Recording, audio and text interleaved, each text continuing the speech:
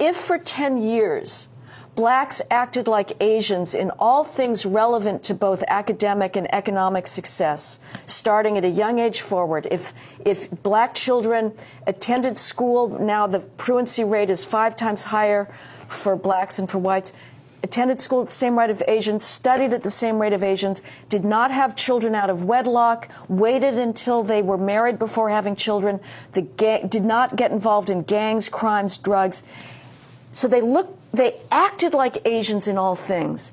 If after 10 years of that we still saw the racial disparities that we do, then it is time to look for a structural inequality, to look for a ubiquitous racism explanation. But right now, when the behavioral disparities are so glaring and so obvious, it is woefully premature to say that what's going on here is implicit bias or explicit bias. Welcome and welcome again to Willy Docu Stories. If you're new here, don't forget to subscribe, like, and share. And if you have been here, thanks for the support. And if you're new here, feel welcomed. And without wasting much time today, we are going to talk about the topic Asian American on Black history and how they've been used to hinder Black success. I believe this is one of the most uncomfortable truths of American history, but we can't keep ignoring it.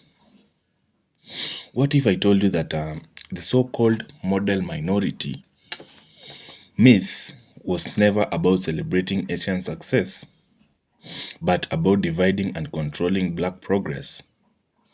Today we are diving into how Asian Americans have been used knowingly or unknowingly in a system designed to stall Black advancement, and why we need to talk about it now more than ever. Let's watch this video, then we'll meet after the video so that you can comment and talk about it. Since you ask, Black people in the United States on average were more successful than Asian Americans up until the 1950s and 60s when the United States started pushing the model minority myth. If you look at census data from the 1940s, Black people were earning significantly more than Asian people. But the United States was engaging in military actions in Asia under the guise of bringing democracy and fighting against communism when the rest of the world started to wonder, with the internment of Japanese Americans during World War II, the Chinese Exclusion Act, and Jim Crow, what business did the United States have being in another continent telling other countries how to operate when they treat their own people so poorly? That's when the United States started to say, no, Asians are doing great. They work hard, they're quiet, they don't protest, and they are lifting themselves up by their bootstraps out of poverty. The problem is Black people who are protesting. And opportunities that were previously withheld from both Black and Asian people started being provided to Asian people and continued to be withheld from Black people. Then in 1964, when the Civil Rights Amendment finally passed and Black people were supposed to receive equitable access to those opportunities, in 1965, the United States opened the door to Asian immigration with the Hart-Celler Act and continued giving those opportunities to Asian people. Very importantly, the ability and resources to open, own, and operate businesses in Black neighborhoods, which effectively deprived Black people of the ability to invest in their own neighborhoods. Now, in case you're still thinking, no, it really is about emphasis on education, by the 1980s, an Asian American without a high school diploma was earning about the same as a white person without a high school diploma, and both were earning significantly more than a Black person without a high school diploma. So that has nothing to do with educational attainment and everything to do with the opportunities provided. But also that you inserted yourself in a conversation between two Asian Americans to weaponize Asian American identity against Black people is just gross. This couldn't be farther from the truth. In fact, our greatest allies have been the Black community. Black and Asian solidarity has a long history. And that's not to erase the examples from both sides of intolerance, hate, and violence. But at our best, we have long fought alongside each other, such as Frederick Douglass advocating for Chinese and Japanese immigration in 1869. Or when Henry Turner and Ida B. Wells spoke out on behalf of Filipino freedom fighters. Malcolm X, Muhammad Ali, Martin Luther King, and many Black protesters condemning the violence and war in Vietnam. Japanese Americans fighting alongside the Black community to repeal the Emergency Detention Act. The powerful relationship between Yuri Kochiyama and Malcolm X. Grace Lee Boggs and her husband James Boggs. Jesse Jackson, the NAACP for Vincent Chin. and the majority of Asian Americans who support the Black Lives Matter movement. Racism is real in America, and it has always been. Xenophobia is real in America, and always has been. Sexism, too. In the 1860s, as Chinese workers built the Transcontinental Railroad, there were laws on the books in America forbidding them from owning property.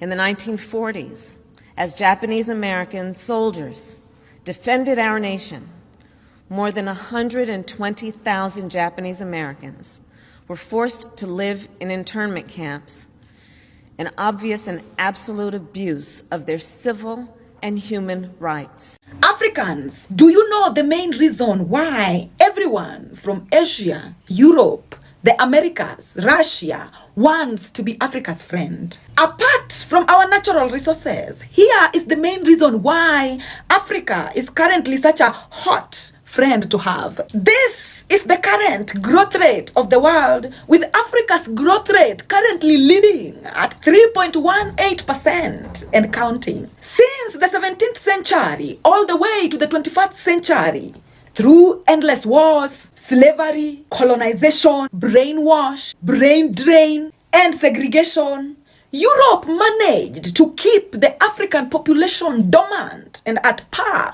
with that of their population. Why, you may ask? And the simple answer is, people is God. Again, how, you may ask? Wealth is found in numbers, and morality is dictated by numbers. The highest number of people means the highest number of goods consumed, therefore the highest number of market for their goods, hence the highest number of their wealth and currency.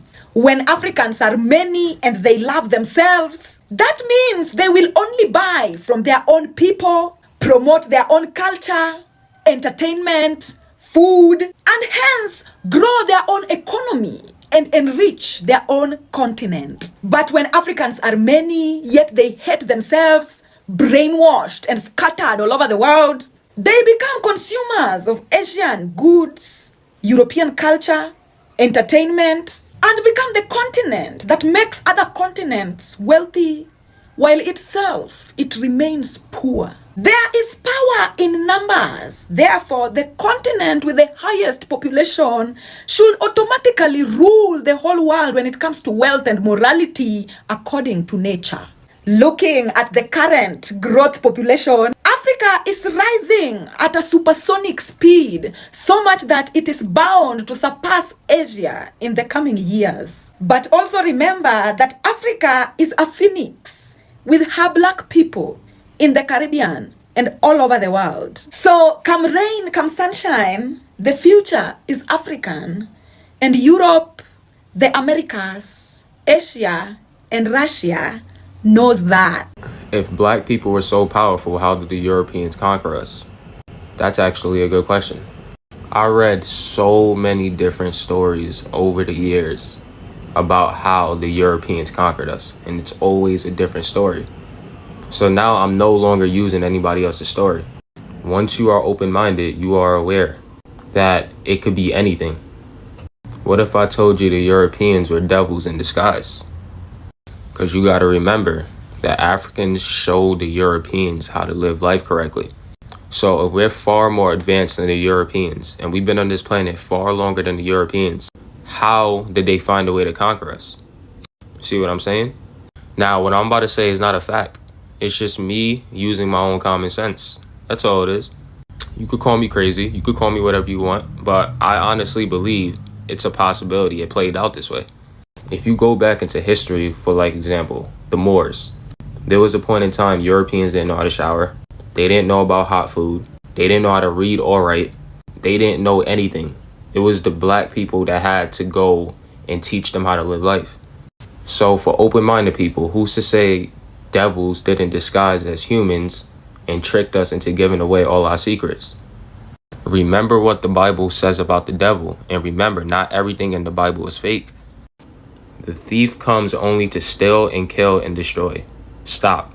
Now let's be honest, who has been the one going around stealing, killing, and destroying for so long? Let's be real. Who's been doing this? Who's been going to different countries for all these years starting war? Who's been going to different countries to steal their oil and other resources? Let's be real. So the devil is being described as somebody we all know. You see those pyramids in Egypt? That's the work of a god. God had to have been walking on this planet once upon a time. Gods. You could call it demonic or whatever you want, but based off what I see, gods were on this planet once upon a time. As well as Mali, as well as Sudan.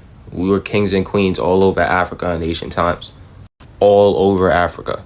So how did people that didn't even know how to wipe their own ass correctly come and conquer us? I believe devils came to us looking for help, pretending like they were in desperate needs, and when we gave away all our secrets, they turned against us. Maybe we wasn't supposed to give away what we knew to the Europeans. These Europeans could tell you whatever you want. Black people, you are the chosen Jews of God. But like I said, it's all about being open-minded. People like this, oh, if you're gods, how did you get conquered? Oh, if black people are so tough, how did you get conquered? Closed-minded people might think you're crazy. But closed-minded people are also not thinking that this could be a possibility, that we're actually battling devils. Like I said, this is not a fact, but at least I'm putting the time to think about what happened. Yeah, welcome back again to Willy Docu Stories, and thanks for your patience.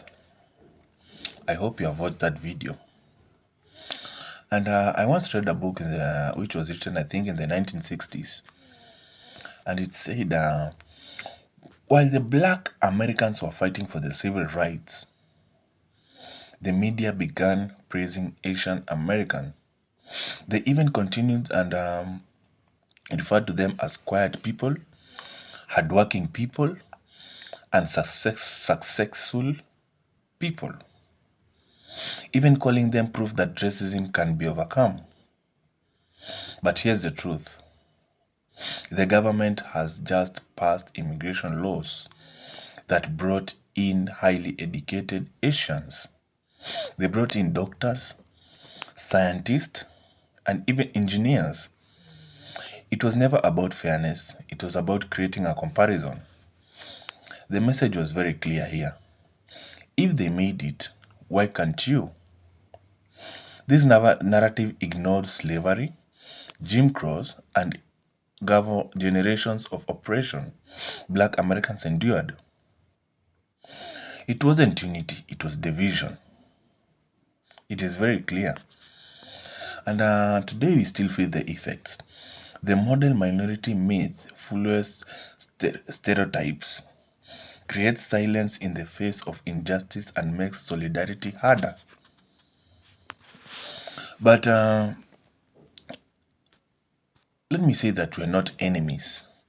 We're survivors of a system built to keep us apart. When black and Asian communities unite and speak the truth together, I believe all of this will be well. First, thanks for your time, and let's meet again in the next episode. Let me know what you think in the comment section, and don't forget to subscribe, like, and share. Let's meet again in the next episode. Thank you.